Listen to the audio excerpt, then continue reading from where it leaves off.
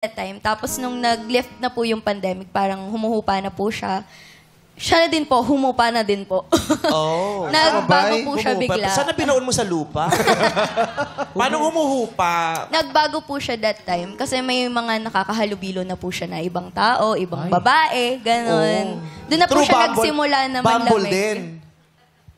Yes po. Oh my God!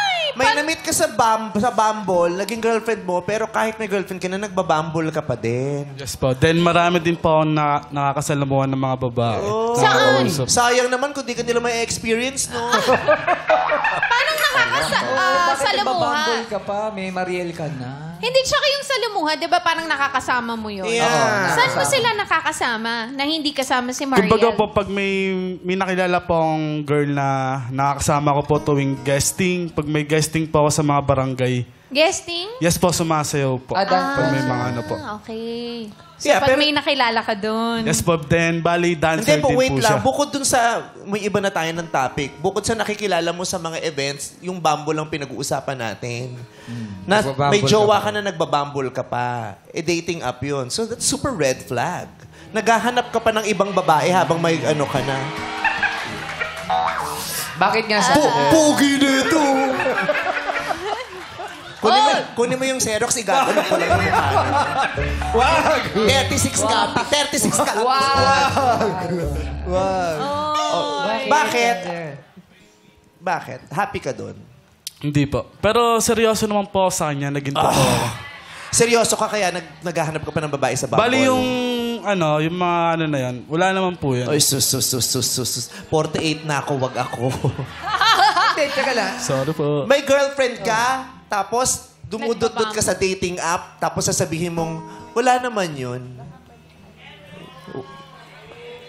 Ikaw ba mismo naniniwala ka dun, Sander? Di ba pandemic yan, tapos nag-lift na yung pandemic? Di ba dapat mas excited kayong dalawa na magkita, magkasama? Sa iba na po ata excited. Oh. Babaero ka, Sander. Hindi naman po. Lalakero. Depende po. Hindi ka ba? Namumula ka na. Kasi may girlfriend ka na, nagbabumble ka pa, may May ano mini-meet pa. ka pa sa mga events. Nakikilala sa event. Ano ba ito? Sign of immaturity or sakit? Hindi po. Parang ano lang po. Kumbaga, para sa akin, kumbaga ayun yung pagkakamali ko na ang bilis kong matukso, parang ganun po. Parang sa sarili ko, itatama ko na lang po yung mga maling nagawa ko. Mabilis matukso. Mabilis siya Pero bakit hindi mo naisip na tapusin na lang with Yun. Mariel? Kumbaga that time po noon na, ayun nga po, kumbaga parang may nalaman po ako, nagulat po ako na that time na meron na po siya kagad na, boy. Ha? Nakaka-talking stage. Teka lang. Mula nung kayo, meron siyang ka-talking stage, gano'n ba yan? Yes po, nagulat po. Ikaw din, meron ka din iba. Meron din.